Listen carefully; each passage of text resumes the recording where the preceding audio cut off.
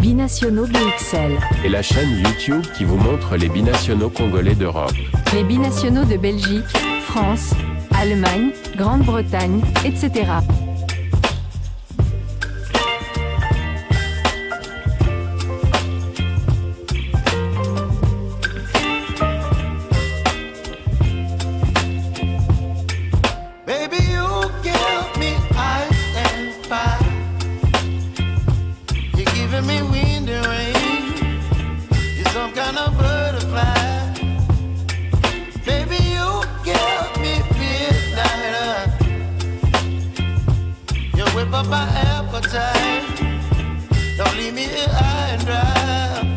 Vous êtes sur la chaîne Binationaux BXL, nous sommes le mardi 6 mai 2025 et au sommaire de l'émission de ce jour, nous allons aller du côté de l'Égypte où se déroule la CAN U20.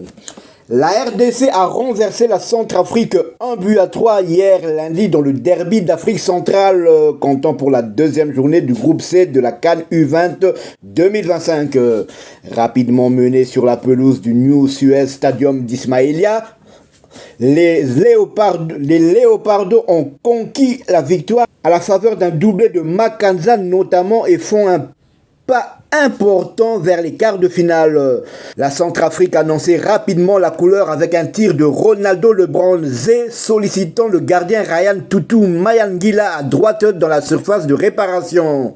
Si la RDC répondait avec une frappe rasante captée sans danger par Malimote Boamagues à la 7e minute, les fauves du Bas Ubangui concrétisaient leur bonne entame 3 minutes plus tard par l'intermédiaire de Raphaël Yakoma. Monté aux avant-postes, le latéral gauche angevin poussait dans les filets un ballon repoussé par Mayangila sur la gauche, 1-0 à la 10e minute. Piqués au vif, les Congolais montaient d'un cran dans la foulée. Après avoir chippé le cuir dans la défense adverse, Tony Talassi manquait de peu la cage alors que sa frappe passait à côté du poteau gauche du gardien centrafricain qui était scotché sur sa ligne à la 15e minute. À la 17e, l'ailier de 19 ans ratait une occasion en or d'égaliser pour les Léopardos. Lancé en plein axe dans le dos de la défense, il s'excentrait à droite pour buter en effet sur le gardien centrafricain. Le danger se faisait de plus en plus pressant sur le camp centrafricain. Déjà très en vue à l'arrière-garde, le défenseur central Dieu Kalonji s'illustrait également en attaque et notamment sur un corner botté à droite, sautant plus haut que tout le monde, il reprenait du casque du cuir qui rebondissait aux côtés du poteau droit du gardien centrafricain. Sur un nouveau corner exécuté toujours à droite à la 31e minute, c'est Jules Aoka qui manquait cette fois d'efficacité en butant sur le portier des Fauves au second poteau. Ce dernier repoussait ainsi l'échéance jusqu'à la 42e minute et l'égalisation signée Noah Makanza. En effet, suite à un pénalty confirmé après recours à la VAR et manqué par Talassi, le milieu de Malines reprenait dans la foulée le ballon dans les filets. Un but partout à la 42e minute. Peu après la reprise, il s'offrait un doublé alors que la RDC déroulait en mode rouleau compresseur. Toujours opportuniste, il reprenait dans le but vide un ballon repoussé sur la gauche par le gardien centrafricain mis en difficulté par une frappe du rentrant Ibrahim Matobo. 1-2 à la 50e minute. Le troisième but congolais intervenait 9 minutes plus tard. Il était signé Samuel Ntanda d'une reprise de la tête à la retombée d'un bon centre adressé par Messi Manitou qui avait lui-même décalé préalablement vers la droite. 1-3 à la 59e minute. Peu après l'heure de jeu, Talassi décidément pas verni et Daniel Chilanda rataient des occasions de saler l'addition à la 62e et la 69e minute respectivement. Car la RDC empoche les 3 points précieux dans le groupe C et se partage la tête du groupe C avec le Ghana qui a mis le Sénégal au tapis plus tard dans la soirée. Score final 1-0. Les Léopardos n'auront besoin que d'un résultat nul lors de l'ultime journée jeudi contre le tenant du titre sénégalais pour valider leur qualification en quart de finale. Les Centrafricains doivent eux impérativement s'imposer face aux Ghanéens pour espérer rallier les prochains tours.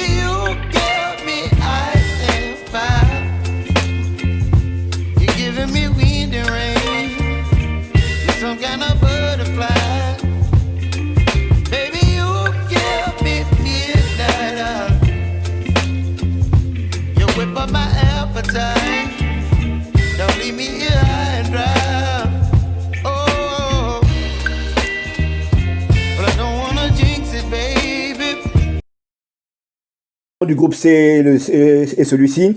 La RDC est première donc du groupe avec DC est première de son groupe avec une victoire et un nul, 0 défaite, 4 buts marqués et 1 encaissé. Donc ils ont un goal average de plus 1.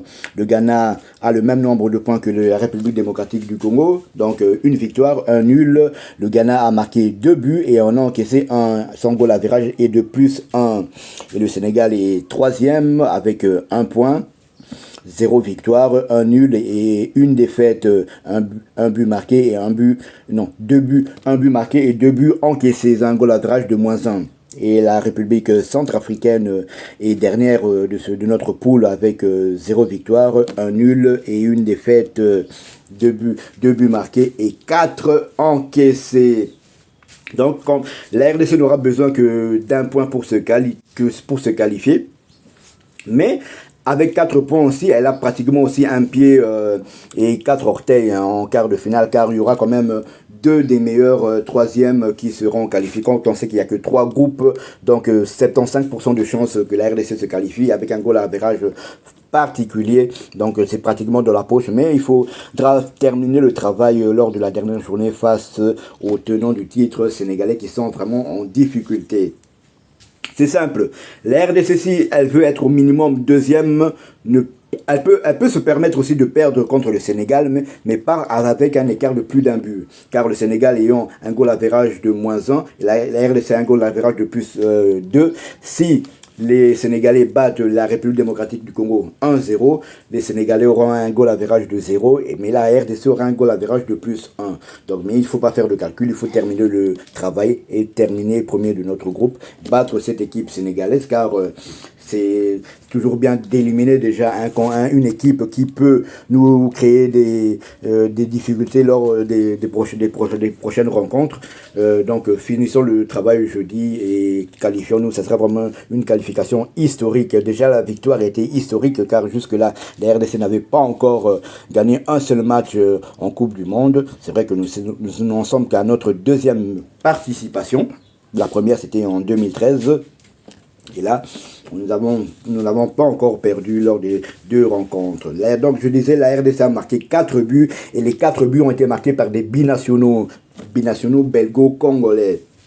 Donc, le numéro 9, Samuel Tandac, le joueur qui évolue du côté en Italie, en série B italienne, au club de la Sampdoria de Gênes, a marqué 2 buts. Un contre le Ghana en ouverture de la première journée et le deuxième c'était le 3e but face aux fauves centrafricains et le deuxième buteur c'est Makanza qui n'était pas titulaire lors de la première rencontre. Il était très bien monté contre les Ghanéens. Là le coach Guy Boukassa l'avait titularisé. Il a bien fait car c'est Makanza qui avait permis à la RDC d'égaliser d'abord et puis ensuite de prendre l'avantage. Makanza lui il joue du côté en Belgique toujours.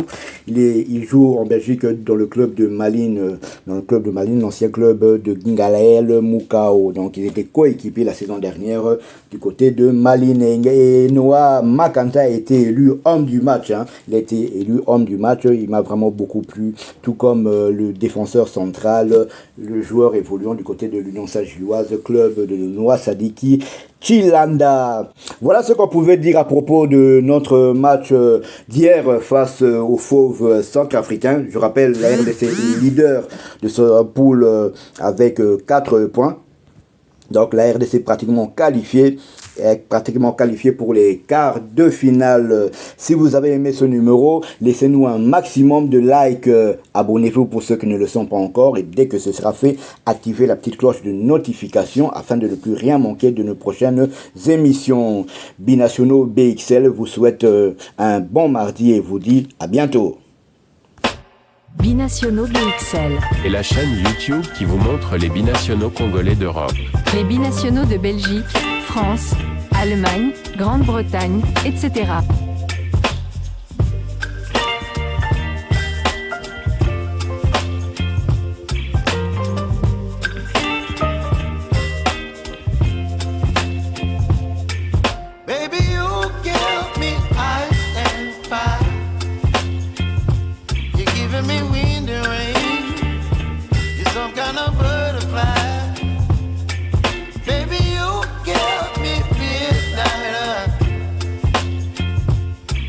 up my appetite.